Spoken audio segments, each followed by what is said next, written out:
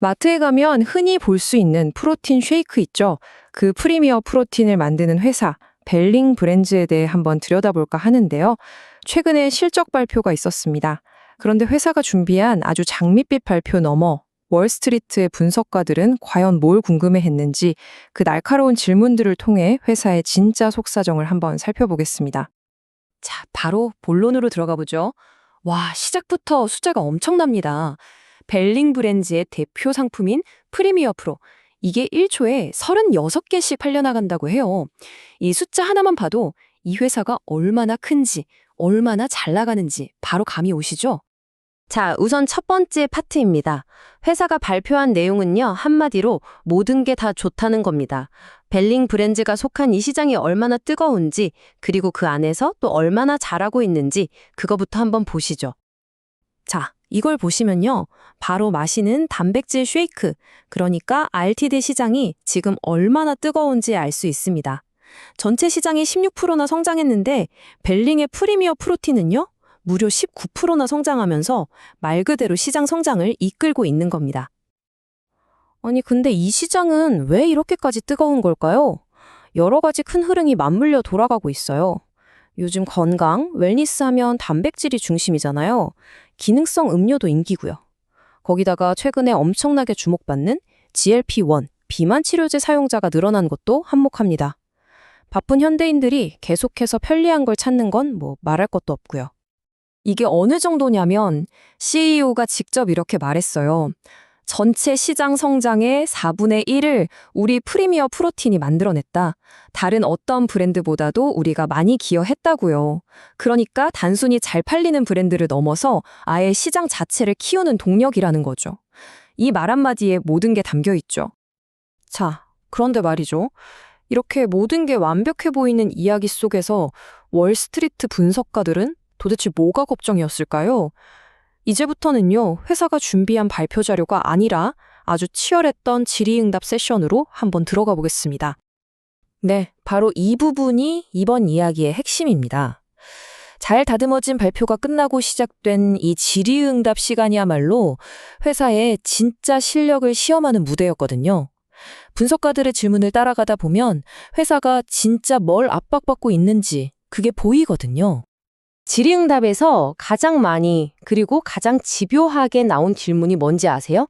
바로 경쟁이었습니다.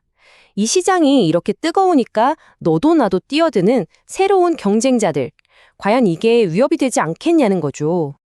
그러니까 분석가들이 딱 꼬집어서 물어본 겁니다. 아니, 지금 새로운 브랜드들이 홍수처럼 밀려오고 있는데 이거 괜찮은 겁니까? 라고요. 여기에 대해서 회사가 어떻게 답변했는지 한번 보시죠. 자, 그런데 여기서 CEO의 답변이 정말 흥미롭습니다. 경쟁이 위협이 아니라 오히려 좁아하는 거예요. 역발상이죠. 왜냐? 아직 이 시장을 모르는 사람들이 많으니까 새로운 경쟁자들이 들어와서 마케팅도 하고 매장에 제품도 많이 깔면 결국 전체 시장의 파이가 커져서 우리한테도 좋다는 논리입니다. 좋아요. 그럼 말은 그렇게 했는데 실제로 벨링은 이 치열해지는 경쟁에서 1등 자리를 어떻게 지킬 계획일까요? 말뿐이 아니라 구체적인 전략이 있어야겠죠. 그 계획을 다음 슬라이드에서 살펴보겠습니다. 회사가 딱 3가지 카드를 꺼내들었습니다. 첫 번째, 2021년 이후 처음으로 아주 대대적인 미디어 캠페인을 벌여서 브랜드를 더 띄우겠다. 두 번째, 지금 매출에 비해서 매장 진열 공간이 너무 부족하니까 이걸 공격적으로 늘리겠다.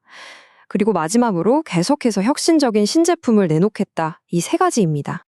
그중에서도 혁신 전략, 이걸 좀 더 자세히 볼게요. 이게 2갈래로 나뉘거든요. 하나는 인덜전스 라인. 이건 뭐냐면 디저트나 간식처럼 즐길 수 있게 만든 거예요. 새로운 시장을 만드는 거죠. 다른 하나는 아몬드 밀크 라인인데 이건 유제품이 아닌 식물성 단백질을 찾는 소비자들을 겨냥한 겁니다. 이렇게 서로 다른 고객들을 공략해서 성장을 이끌어내겠다는 거죠. 자, 그런데 이야기가 여기서 끝나면 좋겠지만 그렇지가 않습니다. 분석가들이 여기서 멈추지 않고 이제 돈 문제, 그러니까 회사의 미래 수익성 쪽으로 아주 날카롭게 파고들기 시작해요. 그래서 나온 질문이 바로 이겁니다.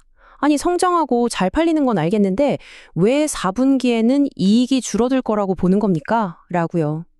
이건 회사의 수익성에 뭔가 문제가 생기고 있다는 아주 직접적인 질문이죠. 그 이유가 바로 이 표에 다 나와 있습니다. CFO가 설명한 바에 따르면 크게 세 가지예요. 첫째, 경쟁이 심해지니까 할인 행사 같은 프로모션 비용이 예전 수준으로 다시 늘어나고 있고요. 둘째, 핵심 원료인 단백질 가격이 계속 오르고 있는데 이게 내년까지도 이어질 것 같다는 겁니다. 마지막으로 포장 디자인을 바꾸는 것 같은 일회성 비용도 있고요. 분석가들이 이걸로 만족했을까요? 아니죠. 이제는 아예 그래서 내년 2026년 성장률은 얼마나 될 것 같냐고 미래에 대한 예측치를 얻어내려고 계속해서 물어본 겁니다. 근데 여기서 CEO는 굉장히 신중하게 답변을 합니다. 딱 잘라서 아직 말하기 이르다. 지금 한창 계획 짜고 있다고 선을 그은 거죠. 그러면서도 장기적으로는 아주 좋게 보고 있다고 덧붙였고요. 이건 뭘 의미할까요?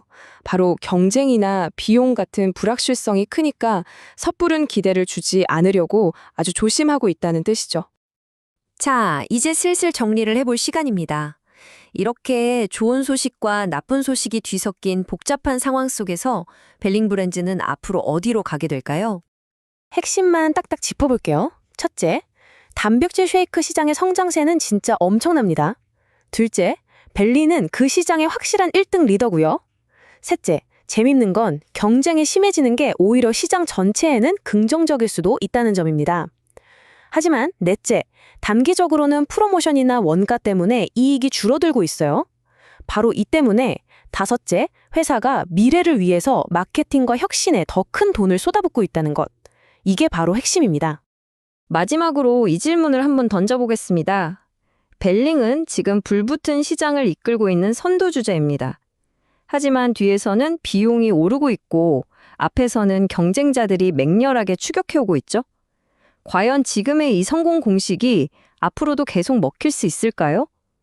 이 질문에 대한 답이 바로 벨링의 미래를 결정하게 될 겁니다.